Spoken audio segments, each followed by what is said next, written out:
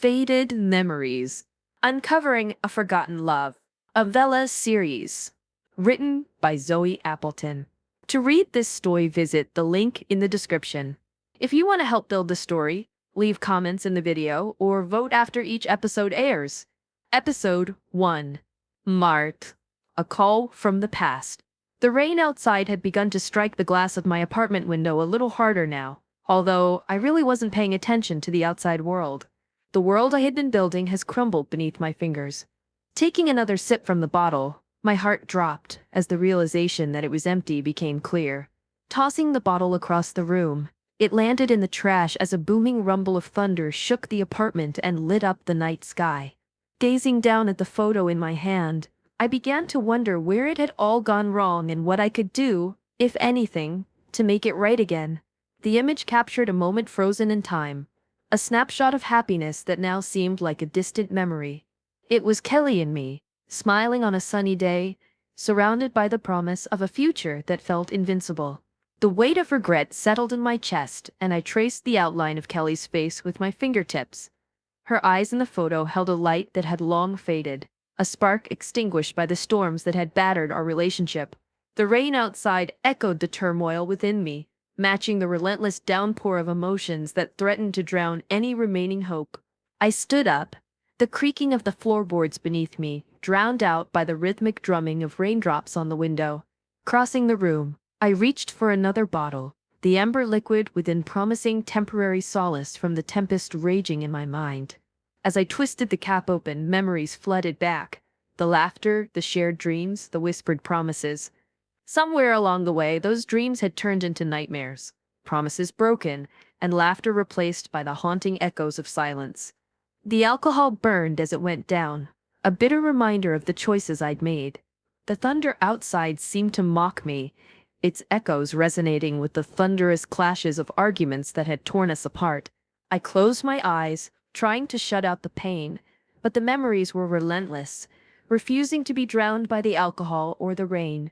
With a heavy sigh, I returned to the photo, staring at it as if expecting it to offer answers. The face of a younger version of myself smiled back, oblivious to the challenges and heartaches that lay ahead. I couldn't turn back time, but I could try to mend the shattered pieces of our love. Determined, I clenched the empty bottle in my hand, tossing it into the growing pile of discarded regrets.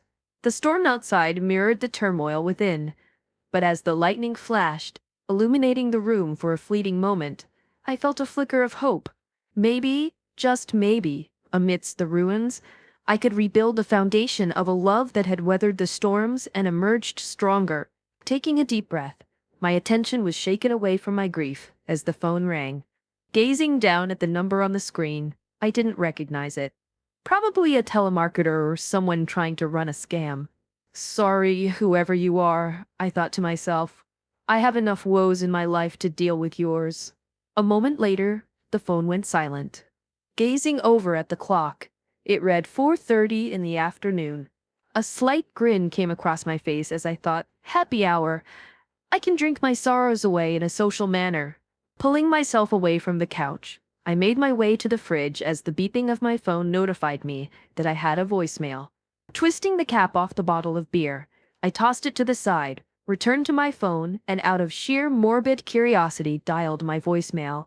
The automated voice played through the usual instructions, prompting me to enter my password. As I punched in the digits, I wondered if the message would be worth the intrusion on my already troubled state of mind. The first few seconds were silent, making me question if the call had dropped.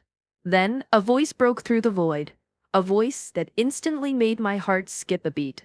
It was the lawyer, the one who had informed me about my grandfather's passing.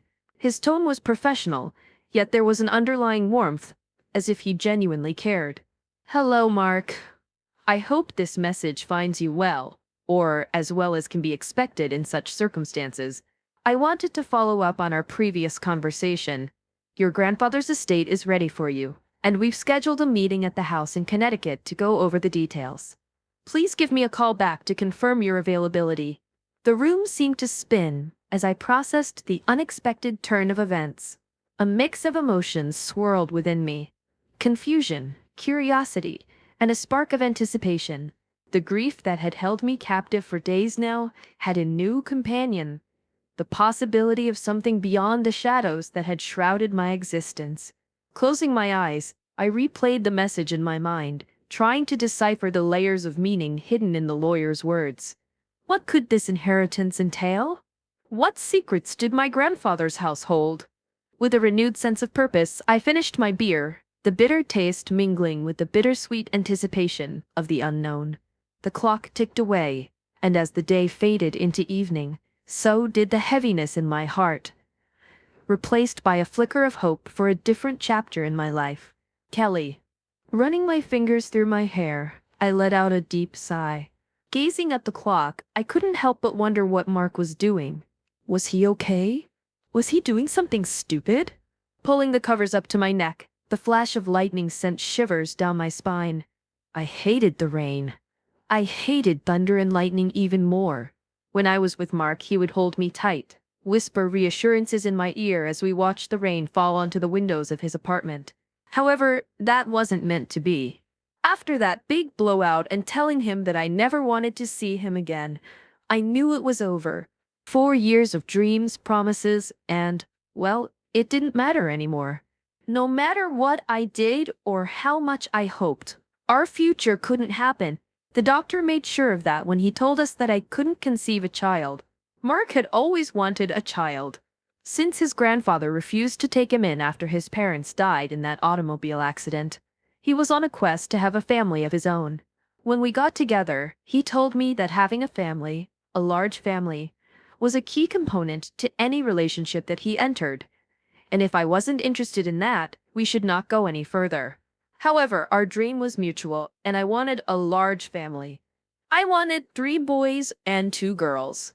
When we started trying to have a baby, it was glorious. Unfortunately, after 6 months of trying and no results, we started to question everything.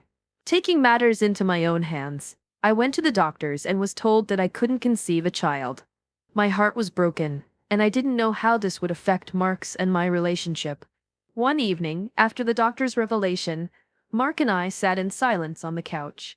The weight of the news hung between us, suffocating the dreams we had built together. The room, once filled with the warmth of shared laughter and whispered promises, now echoed with the heaviness of an unspoken truth. I couldn't bear to look into Mark's eyes, afraid of the pain I might see mirrored in them. His dream of a family, a lineage to call his own, was slipping away, and I felt responsible for snatching that dream from him. "I'm so sorry, Mark," I finally whispered, the words heavy with the weight of our shattered dreams. "I never wanted to be the reason for this pain." He turned to me, his eyes a mixture of sadness and understanding. "Kelly, it's not your fault. We're in this together, no matter what." But reality has a funny way of letting the truth shine, though. Even though we said we were committed to making our relationship work, I knew he would never be happy with me. So, I sacrificed myself for his happiness. I started a huge fight, called him every name in the book, and stormed off, ending our relationship. The memories flooded back, each one a painful reminder of what was lost. Mark's smile, the way his hand felt in mine, the shared laughter that echoed through our days, all gone, replaced by the haunting silence of an empty apartment. The storm outside mirrored the turmoil within me.